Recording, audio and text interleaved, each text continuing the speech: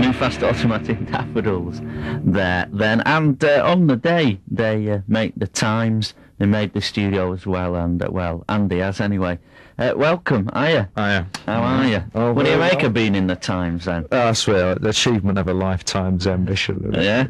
One for the front page of your scrapbook and all. Yeah. What did you make of the review then? That was pretty spot on, actually. Yeah? I thought that was quite good, yeah. Did you, I thought it was good, but you had you as references to Isaac Hayes. Where do you reckon he gets that from? I can only imagine from it's like the sort of fast funky guitar out of a couple of songs, I think. Yes. Yeah, that'll be the one. That'll be it. Nothing to do with me, I'm sure.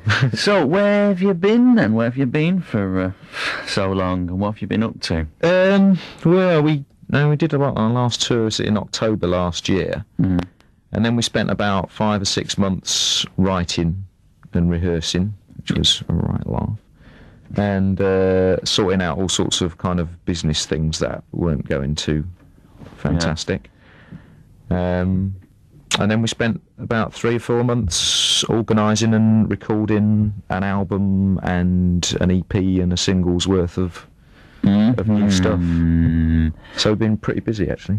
And your single, the single's out now, isn't it? Yeah. And it has rave reviews. Well, it had rave reviews, didn't it? Yeah, it seems to be. I noticed good old Gina Morris was elated and ecstatic about it. And what about... she describes it here as... where is it now?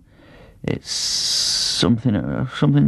Well, like it's that was it. It's a combination of the missing link between their two greatest singles, Lions and Big. Would you agree with her on that? I can just about see what she's getting at. Yeah, it's got more in common with those two than probably any of the others, I should think. Mm-hmm. Yeah. What do you make of Suede liking it as well, then, eh? Ah, a miracle. It's great, yeah, I love that. Yeah, nice one, new fans. Whoever you are, you've done well. Yeah. Nice of him, wasn't it? Praise indeed. Yeah. So, just let's have a listen to it in case everybody's forgot. I play it every night, more or less. Here it is again.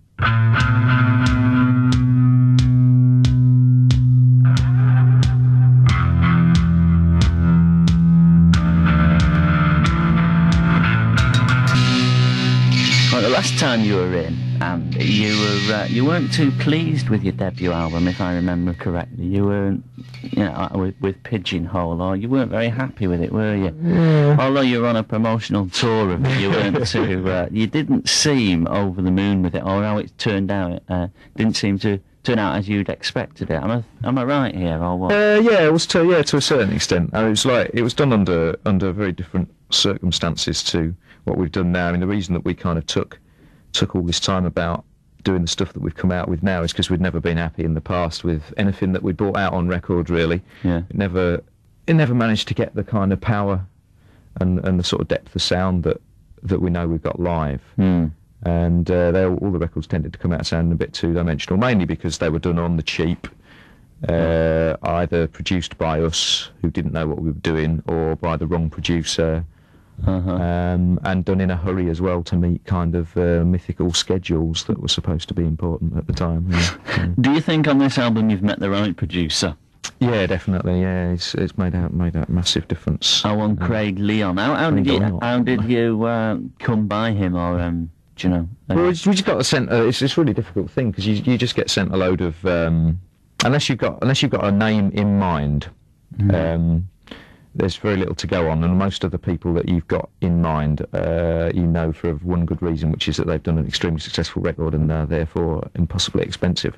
So you just get sent loads of tapes, and you listen through them, and you can't hear anything there that sounds terribly relevant. It's not until you actually meet them that you get some idea. And he's been doing stuff since 1962. Yeah, I think. He's worked with Blondie, hasn't he? Yeah, he did like the first 2 Blondie albums, the first Ramone album, a lot of Suicide. Yeah. Done a lot of stuff with The Fall lately.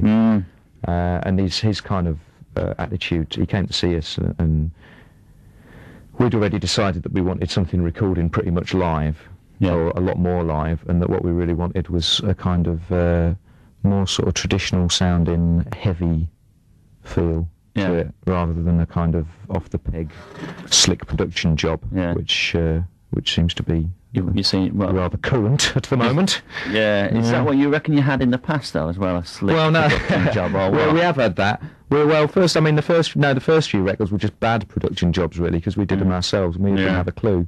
And the last album, there's some tracks that work on it and some that don't. Yeah. Some tracks that, when we played them live, were kind of a massive thunderous noise, and then they come out on the record sounding like a sort of bit of a tinny little flat rattle. Yeah. Which is a bit of a pain. But this. Do you reckon you've got over it now? Yes, definitely. We've gone beyond heavy on at times on this album. So Let's hear it. I think it's quite a lot more melodic in parts than certainly than Pigeonhole. Yeah, it is. Yeah. You seem to be singing more. Yeah. Instead of chanting or ranting. New fans discover melody. It seems that way, especially on like.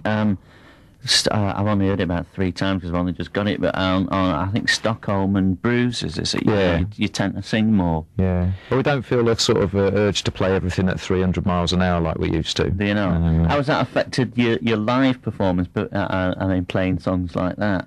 Well, we've had to mix it in. It's been quite odd because we've just done like 4 or 5 gigs in the last few days, and we've been trying out different sets and putting new stuff in because it's like. When you've got sort of people who've been to see you lots of times, it's very easy to just like do a sort of cabaret version of yourself after a while and just play all the old ones, and it some people could be no happier than you for you to do that, but you have to put new stuff in. So it's just a mixture of trying to put the new things in and the old bits as well, and trying to keep the pace up as well. Yeah. It's just a balance, because I mean it wouldn't do us any good if we were to suddenly come out with a load of kind of really ponderous melodic songs for a gig, which we could probably do with what we've got. So we're having to mix some of the sort of more laid back melodic ones with some of the harder stuff. Yeah. Which is. How's it been going down? When people have been up that nobody's heard the album yet. How's it been going down? The stuff that you've been doing. Generally, it's been really good. We've only got the set wrong once, I think, where we put too many new ones in the middle, and people just got lost their way a bit. But generally, it's gone down really well. As long as you kind of keep the tension up. Yeah. Then you do it, but it's quite difficult. Yeah. Right, let's hear one of those songs in question. We'll have a listen to Stockholm from the forthcoming album. It's not out yet, from New Fad's Body Exit Mind.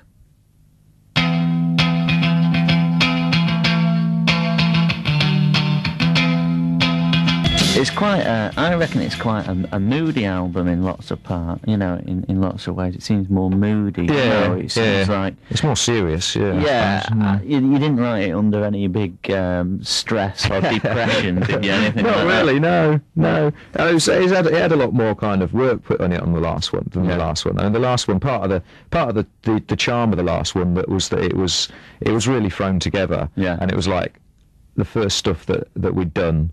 Yeah. And we just like made a load of it up as we went along, and it was a hurried job, and it was kind of experimental. Where did you record this album? We recorded it in Brussels. Why the hell did you go to Brussels to record? It's the most exciting city in Europe. Because our record company is based there, for one. Oh yeah.